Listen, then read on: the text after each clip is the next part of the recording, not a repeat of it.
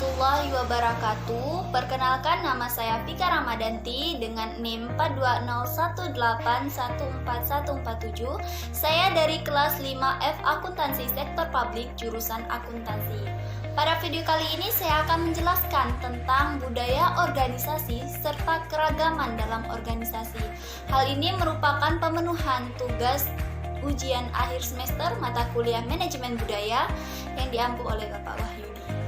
Baiklah, untuk mempersingkat waktu langsung saja kita ke penjelasannya. Let's move to video. Yang pertama, saya akan menjelaskan tentang budaya organisasi serta mengapa organisasi yang besar perlu mendapatkan perhatian yang serius terhadap budaya organisasi yang ada di perusahaan mereka. Nah, hal yang pertama yang harus kita ketahui yaitu apa sih budaya organisasi? Nah, menurut saya, budaya organisasi yaitu aturan, ketentuan, serta kebijakan yang dibuat oleh pimpinan suatu perusahaan sesuai dengan norma-norma yang berlaku untuk mencapainya suatu tujuan. Budaya organisasi ini bisa dikatakan baik apabila suatu perusahaan atau organisasi tersebut telah menjalankan aturan, ketentuan, serta kebijakan yang telah dibuat itu telah dijalankannya dengan baik dan semaksimal mungkin. Bagi para anggota yang melanggar, maka akan diberikan sanksi dan hukuman yang tegas.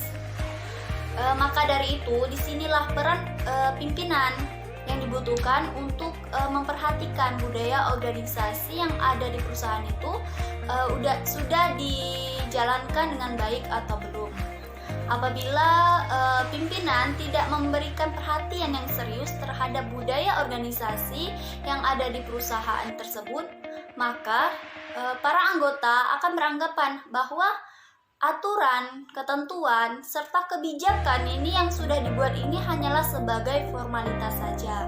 Sebagai contoh, jam masuk kerja, absen, itu diaturannya jam 7. Kemudian diberikan batas toleransi 5 menit. Jika melewati batas toleransi 5 menit, maka para pekerja tidak akan diperbolehkan untuk masuk bekerja. Contoh lain dari segi pakaian, di mana para pekerja harus menggunakan pakaian yang sesuai dengan aturan dengan mengutamakan K3, yaitu keselamatan kesehatan kerja. Baiklah, yang kedua saya akan menjelaskan tentang keragaman dalam organisasi serta mengapa pimpinan harus memberikan perhatian terhadap keragaman dalam organisasi mereka. Jadi yang harus kita ketahui terlebih dahulu yaitu apa sih keragaman dalam organisasi? Nah, menurut saya keragaman dalam organisasi yaitu orang-orang yang memiliki sikap dan karakteristik serta pola pikir yang berbeda-beda di dalam suatu organisasi, namun harus bekerja sama untuk mencapai suatu tujuan. Pimpinan di sini harus memberikan perhatian terhadap keragaman dalam organisasi agar para anggotanya bisa bekerja sama dan bisa menerima pendapat dan saran dari orang lain.